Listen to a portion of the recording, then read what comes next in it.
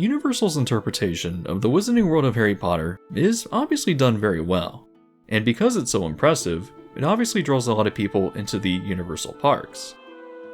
As someone who isn't a fan of the movies past the first two, even I enjoy this franchise in the way that Universal has interpreted it, because this is probably the single most immersive way to experience its interesting world building.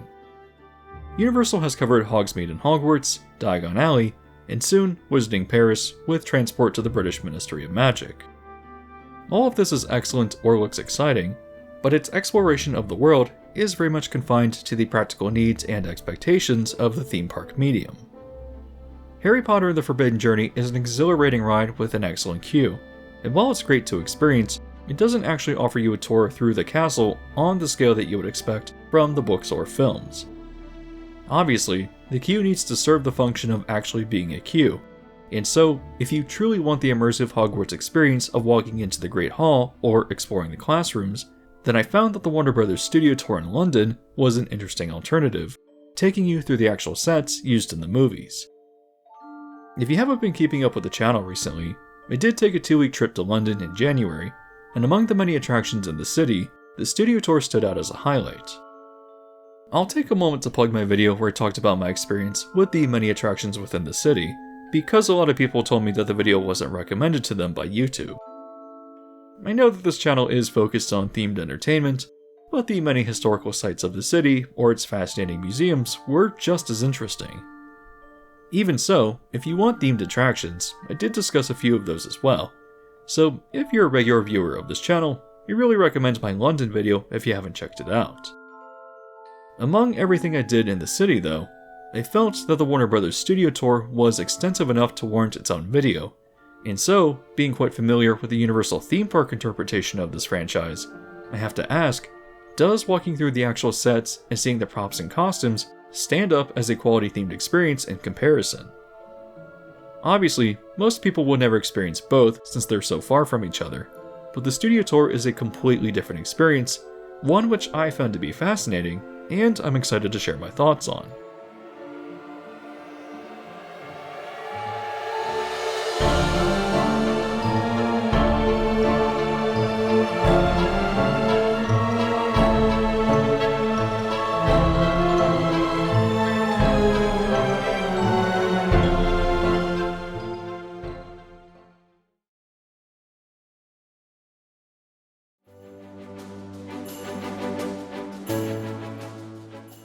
Hey, just a quick favor, but videos can be both time-consuming and expensive to produce, so if you'd like to help me out, you can do so by just leaving a like on the video.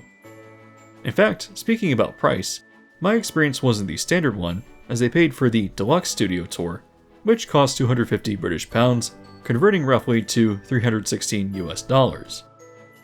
It was pretty expensive, especially when considering that standard admission is much cheaper at £56 or $70, so as I walk you through the experience in this video, I'll also share what makes the Deluxe Tour different. On entering the complex, you're greeted with a large sign that introduces the making of Harry Potter, and once through ticketing and security, you emerge out into the lobby, which is anchored visually by the Gringotts Dragon from the Deathly Hallows. It's the first of many impressive reveals, and off to the side is the extensive gift shop, which the tour exits through, as well as a cafeteria. At the start of the tour, everyone is funneled into 2 consecutive rooms where you watch brief films that speak about the behind-the-scenes production.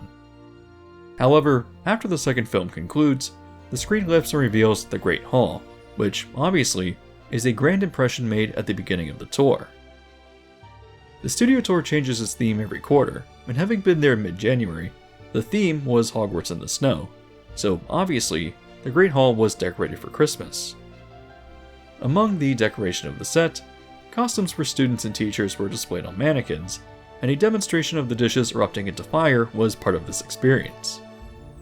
After a bit of wandering around and observing the details as a guide provides exposition, the crowd moves into the next major segment, which contains various interior sets from the films. The rest of the tour from this point is mostly self-guided, unless you're part of the Deluxe Tour, where you follow your own guide in a small group, where you learn significantly more information. On exiting the Great Hall, you first encounter a display for the Yule Ball from the Goblet of Fire. I don't know if this display is seasonal to the winter theme of the tour, but its collection of costumes and props were interesting to observe and learn about. However, the rest of the area seems more permanent, and sets included the Clock Tower Pendulum, Dumbledore's office, which is pretty extensive, the Gryffindor Common Room, the Gryffindor Dormitories, the Potions Classroom, which is a surprisingly massive set, the Slytherin Common Room, and the Divination Classroom. There's a lot more here that also includes various set pieces, costumes, and other elements of film production as well. Something that I also found interesting about the tour was the number of sets with moving effects, which included Harry's bedroom in the Leaky Cauldron with an animated Monster Book of Monsters, as well as the downstairs set from the Burrow. What made the Burrow interesting was its animated house appliances or activities that were triggered by buttons along the railing. Moving a bit further along, the next segment of the tour features both the interior sets of Hagrid's hut, as well as a figure of Hagrid himself out on the school grounds. The information shared here was that for the first 2 films, an animated head of Hagrid was produced for a tall actor who would play the character in shots that did not directly feature Robbie Coltrane, and this display features that particular piece. This is also the introduction to a smaller segment of the tour that focuses on animated vehicles, and so moving on, you walk by a large green screen alcove that features vehicles such as broomsticks, Hagrid's motorbike, and the Gringotts mine car. Most notable here is the night bus set from the Prisoner of Azkaban, which, when activated, moves around on a hidden gimbal that allows the chandelier to swing and the beds to slide to simulate the chaotic movement of the bus. The interior sets are pretty interesting in this first section of the tour, but moving on, you enter into an area themed to the dark arts. This smaller portion of the tour obviously focuses on the darker side of the Wizarding World and includes the appropriate props and sets. It's a bit limited, but one highlight included the Defense Against the Dark Arts classroom, which has an interactive demonstration where studio guests fight Death Eaters. Another interesting element was the set pieces from the Ministry of Magic, which I suppose isn't directly related to the dark arts, but because Harry only travels here among the darker portions of the larger story, I can see why it was included as part of this section. Either way, seeing the massive Ministry set pieces was pretty impressive, and it only gets better from here.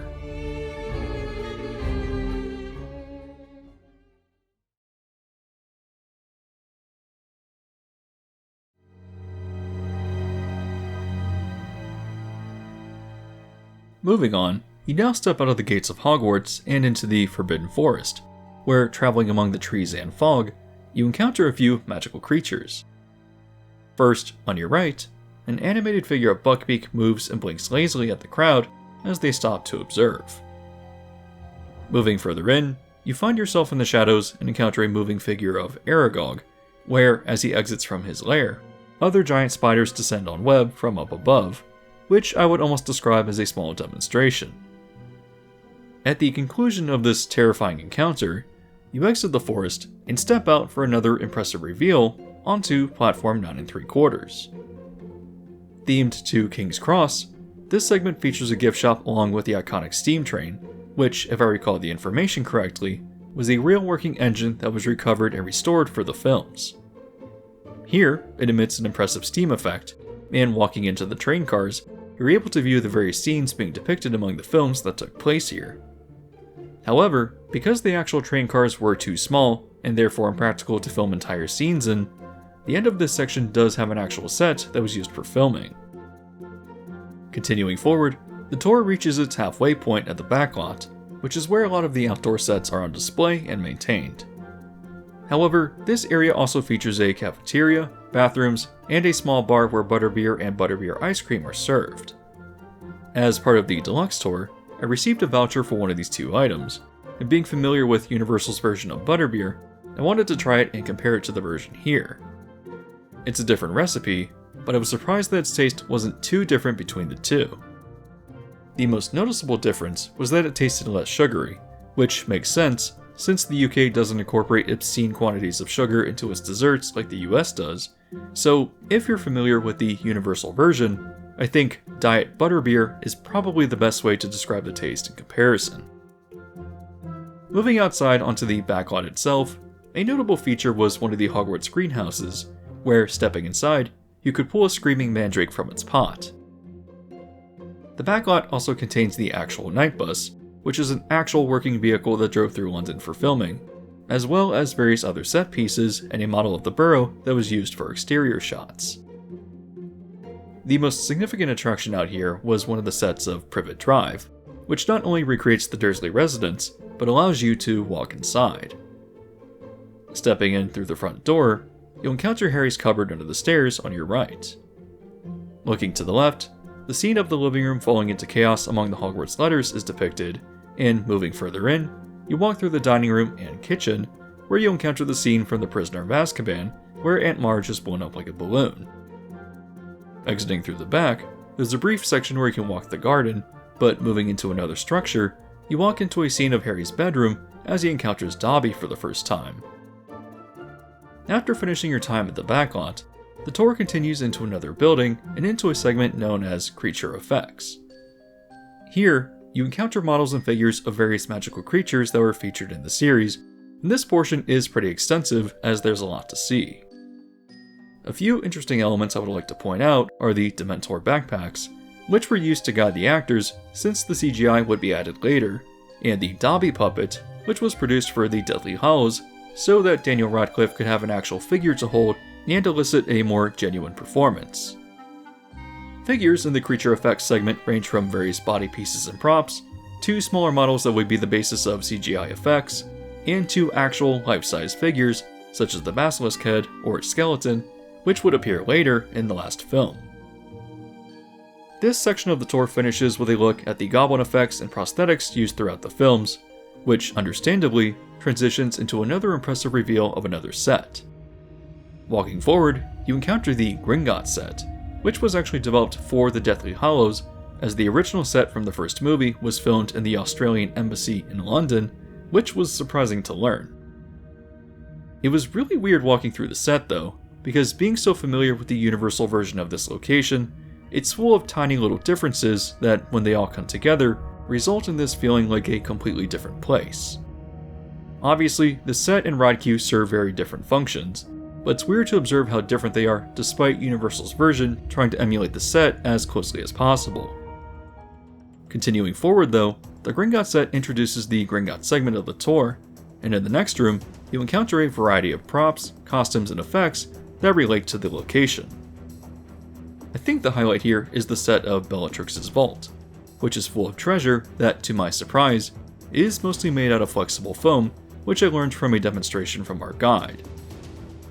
The room has a fair amount to see related to the bank, but finishing the segment out is a remnant of the destroyed set, which uses a screen and fog effects to depict the dragon breathing fire and escaping from the hall in the last film. Continuing, you next encounter the set of Diagon Alley, which again, being so familiar with Universal's interpretation, it feels very different, especially since shops are in completely different places. This makes sense since building Diagon Alley to scale would be impractically small in a theme park, but here on the studio tour, obviously you can walk through the real thing. There's a lot of detail in here that you would never catch by watching the films, and one that was highlighted and really stood out to me was the lettering of the Magical Menagerie, which made use of various animals for its clever font. On concluding your time in Diagon Alley, you next move through the Art Department, which is a smaller segment but includes conceptual drawings and models for various creatures, buildings, and objects throughout the films. It's an interesting element of the tour with a lot of information to learn, but ascending up a ramp, you encounter your last big reveal, which is the model of Hogwarts that was used throughout the entire series for various exterior shots. Because I booked the tour during the Hogwarts in the snow, the castle was decorated with a fine powder, which was achieved through grating paper all over the set, through what must have been an incredibly tedious process. If you've seen the films, then you might have noticed that the layout of the castle changes starting from The Prisoner of Azkaban, and so the model actually changed too, gaining an additional build to certain parts of the castle and its grounds. After circling down a ramp to view the model from every angle, you then make your way to the exit and find yourself in the gift shop.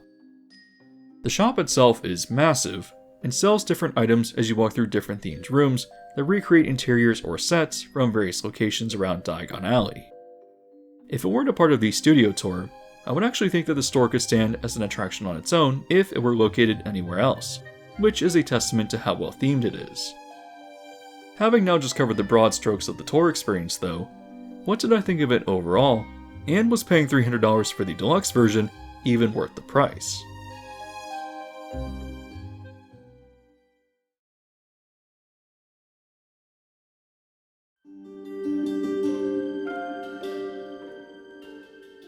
First, let me say that while obviously not as immersive as what Universal has built, I do think the Warner Bros. Studio Tour is an excellent themed experience in itself.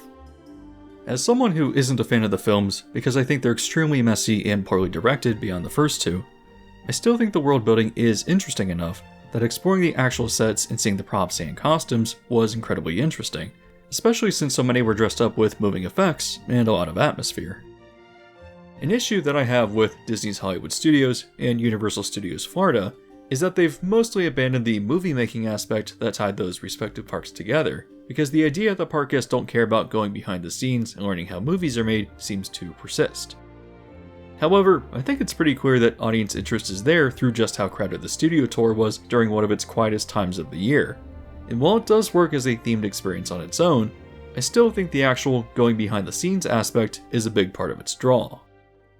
There's a lot to learn from guides who are stationed around the experience, but if you want to learn as much as you can, and have the best experience here possible, you might then be wondering if the deluxe tour was worth the $300, which again is a lot more than the standard admission for around $70. Let me first cover what was included with the deluxe tour, which included priority parking that I did not use as I took a taxi there, and the experience then started out at the cafeteria where you were served breakfast along with options for juice and tea. The meal I chose to go with was the butterbeer pancakes, which unfortunately didn't meet my expectation for being anything unique. As far as I can determine, they were just standard pancakes with syrup, but what made them butterbeer pancakes was that they had butterscotch chips strewn around the plate, which didn't really add much, especially since I thought that there would be unique butterbeer flavors in the pancake batter or in the syrup. It also made me wonder why Universal hasn't attempted a dish like this, which I think they would probably execute a lot better. But considering that they announced that Wizarding Paris would feature butterbeer crepes, I do hope that they develop butterbeer pancakes for the Three Broomsticks and the Leaky Cauldron if that dish turns out to be popular. Still, while I wanted something more interesting, breakfast at the studio tour was still good. The majority of what you're getting out of the deluxe tour is your own private guide for your small group, with the main benefit being a lot more information being shared, which if you're a big fan of the films, or just film production in general, I can imagine that you would find this valuable. Even as someone who's not a fan of the film adaptations, I still thought the information was incredibly interesting, so I enjoyed that aspect of it and learned quite a lot. The other benefit of the deluxe tour was free photos and videos, which normally is something I would never think of paying for, but it was a fun addition since it was included. Near the segment with the vehicles, there's an area where you can get your photo taken and framed as an escaped prisoner from Azkaban, which then turns into a video portion where you simulate flying on a broom through London. Later, at platform 9 3/4, there's photos and a video segment with you reacting to events that take place while riding the Hogwarts Express. And at the end, with the large model of Hogwarts, there's a station where you can take photos to receive an ID badge from the Ministry of Magic. Finally, in the gift shop, you also receive a high-quality printed booklet that features photos and information about the sets from the tour, which is a nice souvenir to have included. So, do I think that with all of this included, that the deluxe tour was a good value for an extra $230? I think it depends on what you want out of this experience, but while I would have probably bought food, I wouldn't have done any of the souvenir photos or videos, and likely wouldn't have bought the booklet either. So the value for me was mostly with our dedicated tour guide. I certainly thought that the information was interesting, and our guide was great, but I don't know if the steep upcharge really felt like it was worth it to me just for that alone. Still, the photos and video segment were fun despite not being something I would ever purchase separately, and with some other small perks and photos in some of the sets without other people nearby, I think the price for the deluxe tour is relatively reasonable if you want everything that it includes. Overall, the Warner Bros. Studio Tour is a great experience by itself, even if you were just going in with standard tickets. And as a fan of themed entertainment, I think it stands strongly on that appeal, even if you cared little about the films or their behind-the-scenes production. As someone who enjoys the immersive, detailed lands that Universal has built, the studio tour offered a familiar experience that was still different in 1,000 tiny little ways, but walking through the actual film sets was a fantastic and often impressive experience.